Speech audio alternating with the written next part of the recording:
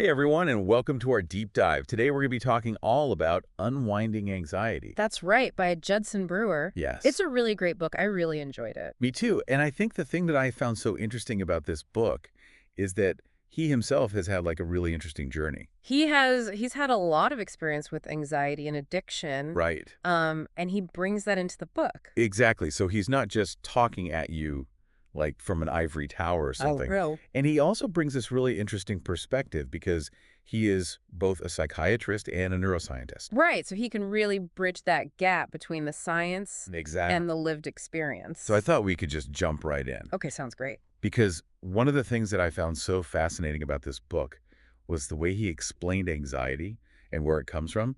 And he starts by taking us way back. He does, back to our evolutionary history, Right. to our ancestors, and how anxiety really helped them survive. He uses the example of if you're walking and then all of a sudden you see like a car speeding towards you, Oh, you're going to jump back. right, your body just reacts. Right. And so this is how our brains learn to avoid danger. It's like this primal response. It's like a hardwired survival mechanism. Right. And he talks about how fear triggers this response. Right. And then you jump back and you're safe, and that reinforces the fear response. It's called negative reinforcement, Oh, wait. where you're basically learning to avoid something unpleasant. So that makes sense, like in a, caveman situation. Yeah. But how does that actually apply to us in the modern world? Because we're not really running from tigers anymore, are we? Well, not literally, but our brains haven't quite caught up with the times. Mm. We have this part of our brain called the prefrontal cortex, Right. which is responsible for planning and predicting, and it's constantly trying to anticipate threats. Okay. But the problem is, in today's world, there's so much uncertainty, Yeah. so much we just don't know and can't control. So our brains just kind of go into overdrive trying to fill in the gaps. Exactly. They try to predict the future, and without enough information, Right. they get anxious and start creating all sorts of worst-case scenarios. Look, what if this happens? What if that happens? Right, exactly. And so that's how we end up feeling anxious, even though we're not in any real danger. Right, it's like our imaginations are running wild with all these potential threats. He uses a really good example in the book. He talks about the COVID pandemic Oh, yeah. and how so much anxiety arose from that because everything was new. Right, there was so much uncertainty at the beginning. Nobody knew what was going to happen or how bad it would be, It makes sense that our brains would just latch on to that and try to make sense of it. and come up with the worst case scenarios. Right, because that's what our brains are wired to do. Okay, so this is where things get really, really interesting for me. I'm intrigued. He talks about how we can actually become addicted to worry. Addicted to worry. I know at first I was like, wait, what? That doesn't sound right. I know it sounds counterintuitive. But then he explained it in terms of these things called habit loops. Habit loops. Yeah, he breaks it down really well. So how does this work with anxiety? Well, he explains that habit loops consist of a trigger, a behavior, and a reward. And we usually think of that in terms of like drugs or alcohol. Exactly, like substance addiction. But he says it can apply to anything. It can even apply to anxiety. So what's the reward in worrying, though? It doesn't feel good. Well, it's not like a pleasurable feeling, but it's more like a sense of control. Okay. When we worry, it feels like we're doing something, even if it's just in our heads. So it's like we're tricking ourselves into thinking that we're solving the problem. Exactly, and that illusion of control becomes the reward. And that reinforces the whole habit loop. Right. So we get stuck in this cycle of anxiety. And that's why it's so hard to break free. Exactly. Because our brains have learned that worrying is somehow helpful. So we're basically training our brains to be anxious. In a way, yeah. This is blowing my mind. I know it's a lot to take in. And he actually draws a parallel between this and his patients who struggle with addiction. Oh, really? He had this realization that the way they were describing their struggles with craving and clinging was similar to his own experiences with meditation. That's fascinating. He was noticing these same patterns in himself.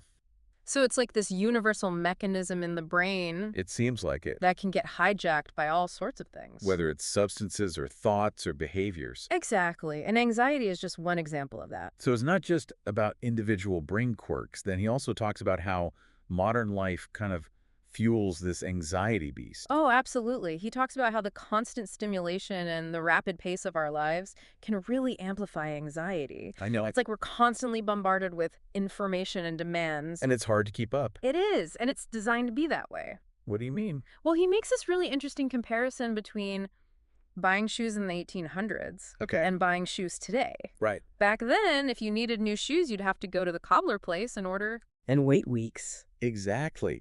And that whole process allowed desires to naturally fade But now we can just buy anything we want instantly. with a click of a button So we're constantly being tempted, and bombarded with choices. which makes it harder to resist those urges. Exactly. And this is where it gets a little bit, I don't know, maybe controversial. How so? Well, he talks about how companies actually exploit this vulnerability. Oh, right. They design apps and content that are specifically designed to keep us hooked. Could keep us coming back for more. Yeah, like those social media algorithms. Exactly. They're designed to trigger our dopamine receptors. And keep us craving that next hit. And that can definitely contribute to anxiety. So we're caught in this vicious cycle. Our brains are wired for anxiety. Modern life throws fuel on the fire. And companies profit from our unease. It's a bit bleak, isn't it? It can feel that way. But Brewer doesn't leave us hanging. He offers a path forward. Okay, I'm all ears. He suggests mindfulness as a powerful tool to break free from these anxious habit loops. Yes, have you heard of it? I have, but I always thought it was a bit woo-woo, you know? I understand, but Brewer presents it in a very grounded and practical way. So what's his take on mindfulness? He emphasizes that it's not about suppressing feelings or trying to achieve some blissful state of constant calm. Okay. It's about becoming aware of your thoughts and feelings as they arise without judgment. So it's about observing those thoughts and feelings instead of getting swept away by them. Exactly. It's like hitting the pause button on autopilot. And choosing a more skillful response. Right. He uses this great analogy of the brain being like a car stuck in first gear. Okay. Reacting instinctively to every perceived threat, mindfulness helps us shift gears, I like that. giving us more control over how we respond to anxiety. So how does mindfulness actually work in practice? Does he give us specific techniques? He does. He explores practices like the RAIN technique, noting physical sensations and cultivating curiosity about your experience. We'll have to dive into those more in the next part of our deep dive. Definitely, there's a lot more to explore. Okay. Sounds good to me. Let's take a closer look at those practical tools next time. Welcome back. So before the break, we were starting to dig into this idea of mindfulness as a way to manage anxiety. It seemed like a really promising approach. Definitely. But how do we actually make it work in our lives? Right. It can't just be this vague concept. Exactly. Luckily, Brewer gives us real tools to use. That's great. I'm all about practical advice. Me too. And one technique that really stood out to me was the RAIN practice. RAIN. Yes, it stands for Recognize, Allow, Investigate, and Nurture. Okay, I'm already intrigued just by the acronym. It's a powerful way to work with those difficult emotions, anxiety being a big one. So how would we actually use RAIN when we're feeling anxious? The first step is simply recognizing what's happening. You acknowledge that anxiety is present without judging it, just noticing it's there. So we're not trying to push it away or pretend it's not there. Exactly. We're just observing it with a sense of curiosity. And what about those physical sensations that come with anxiety? Those are important too. Pay attention to how anxiety shows up in your body. Like that tightness in your chest or that racing heart feeling. Precisely. Those are all signals that your body is in fight or flight mode. So we're tuning into those physical sensations as well. Yes. And the next step is allowing the feeling to be there. That sounds hard. We're so used to resisting uncomfortable emotions. I know it can be counterintuitive, but allowing doesn't mean you like it or give in to it. It just means making space for it. Exactly, without judgment. This is where the mindfulness comes in, right? Absolutely. We're practicing observing instead of suppressing. Becoming curious observers of our own inner experience. Love that. And once you've recognized and allowed the anxiety, you move into investigation. Investigation. This is where you get curious about the experience. What kind of questions would we ask ourselves? You might ask, what physical sensations am I noticing? What thoughts are popping up? What stories am I telling myself about this situation? It's like we're turning inward and exploring our own mental landscape. With a magnifying glass, not running away in fear. I like that. And finally, we arrive at nurture. This stage involves offering yourself compassion and kindness. So it's like we're being our own best friend. Exactly. You might offer yourself calming words or visualize a sense of warmth and comfort. I can see how this whole RAIN process could be so helpful for managing anxiety It gives you a clear structure to approach those overwhelming feelings. and respond with more skill and self-care. And the beauty of RAIN is its versatility. You can use it anytime, anywhere. Whether you're feeling a slight twinge of anxiety or a full-blown panic attack, Exactly. It helps you move away from those automatic reactions. and towards a more grounded, intentional space. I love that you mentioned intention because that's a key element of mindfulness. Right, it's about choosing our responses rather than just reacting blindly. You got it. And another technique that Brewer talks about is noting. Noting. It's deceptively simple, but incredibly powerful. How does it work? It involves labeling your thoughts and feelings as they emerge. So, for example, if I'm feeling anxious, You might simply note to yourself, anxious. or if my mind is racing. You might note thinking. So it's about creating a little distance between ourselves and our thoughts and feelings. Precisely by labeling them, you're acknowledging their presence without getting swept away by them. It's like saying, oh, hello, anxiety, I see you there. Exactly. You're not trying to fight it or ignore it. You're just noticing it And that simple act of noticing can be incredibly powerful.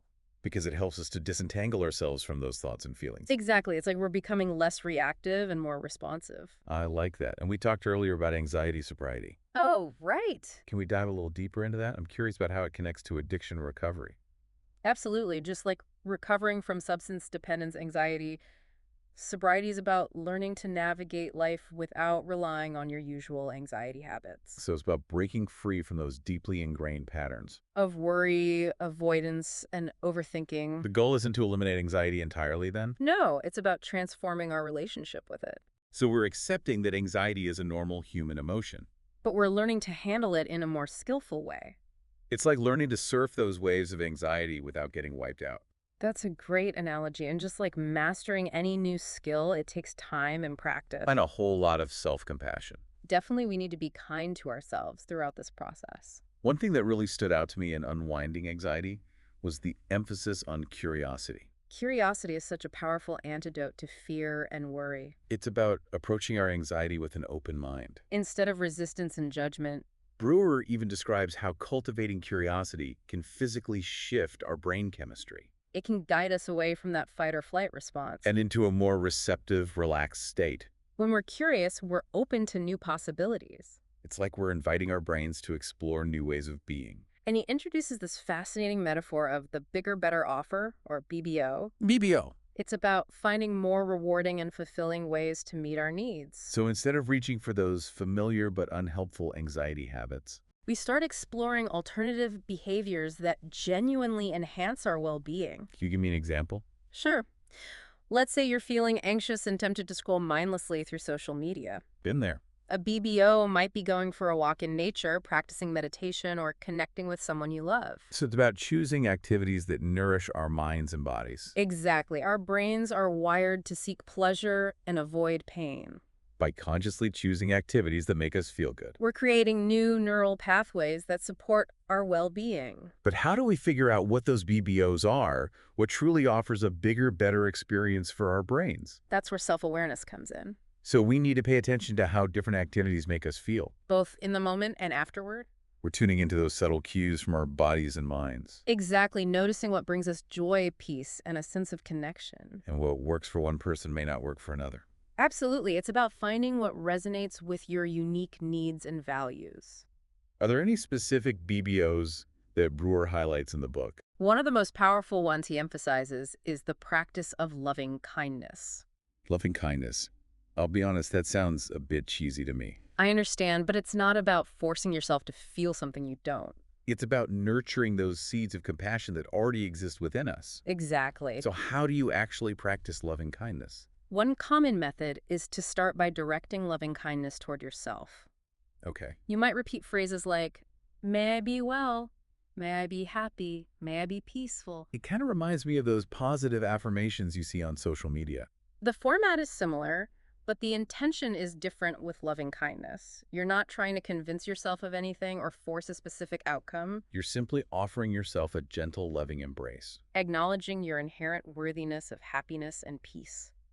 I can see how that could be really powerful, especially if you struggle with self-criticism. Absolutely. And once you've cultivated a sense of loving kindness toward yourself, you can gradually extend it outward. Start with loved ones, then expand to neutral individuals, and eventually even to those you find challenging, It's like you're radiating those positive vibes outward. creating a ripple effect of compassion and kindness. I love that. And the beauty of loving kindness is that it benefits both the giver and the receiver. It's a practice that can transform your relationship with yourself and the world around you. It's amazing how Brewer weaves together science, personal stories, and practical techniques in this book. He really does. He makes a convincing argument that we have the power to break free from those anxiety loops. And cultivate a life filled with peace and well-being. It's not about attaining some perfect state of calmness. It's about developing tools and practices that empower us to navigate the ups and downs of life. With more skill and ease. I feel like we've covered so much ground already. We have, but there's still more to explore. What else does Brewer have in store for us? Well, in the final part of our deep dive, we'll explore some of his thoughts on developing a more curious and kind approach to life, even amidst challenges.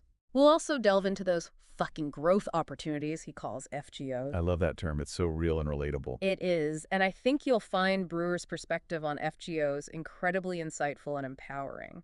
I can't wait to hear more about those. Stay tuned. We'll be right back for the final part of our exploration into unwinding anxiety. Okay, so we're back, and I'm really excited to unpack these fucking growth opportunities, these FGOs. Yes, the FGOs, they really are a brilliant concept. I know, such a catchy phrase, right? It is, but beyond the, colorful language, it's a really profound idea. So remind me, what are FGOs again? Well, Brewers uses FGOs to describe those moments when we stumble or make mistakes. We've all been there. We have, and it's in those moments when we often turn on ourselves with self-judgment and shame. Like those times you cringe at something you said or did. Exactly, or when you just feel like you messed up. Those "did I really just do that" moments. Precisely, and it's in those instances that we have a choice. Okay, a choice between what? We can either spiral into self-blame and regret.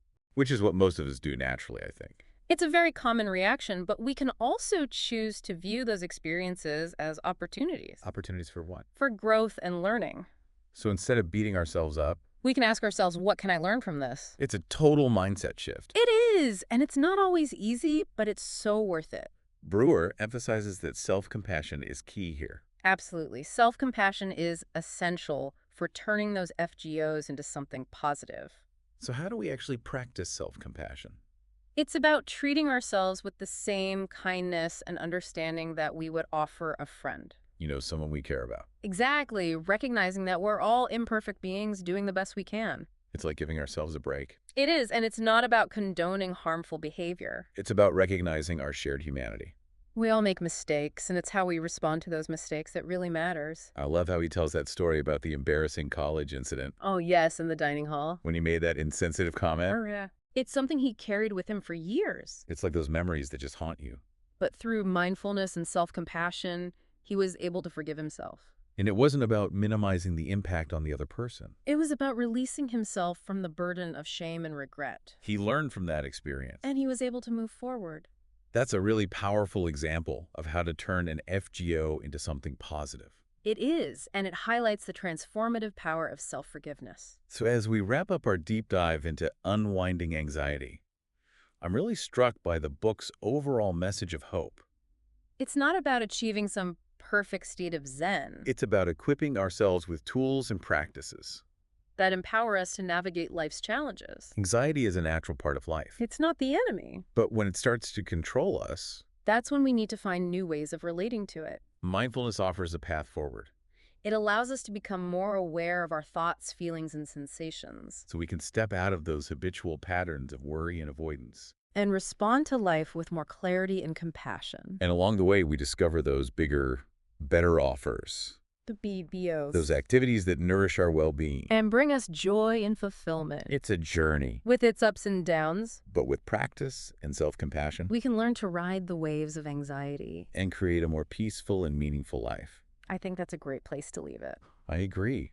Thanks for joining me on this deep dive into unwinding anxiety. It's been a pleasure. We hope you found it insightful and inspiring. And that you'll continue to explore these ideas on your own. Until next time, take care and keep diving.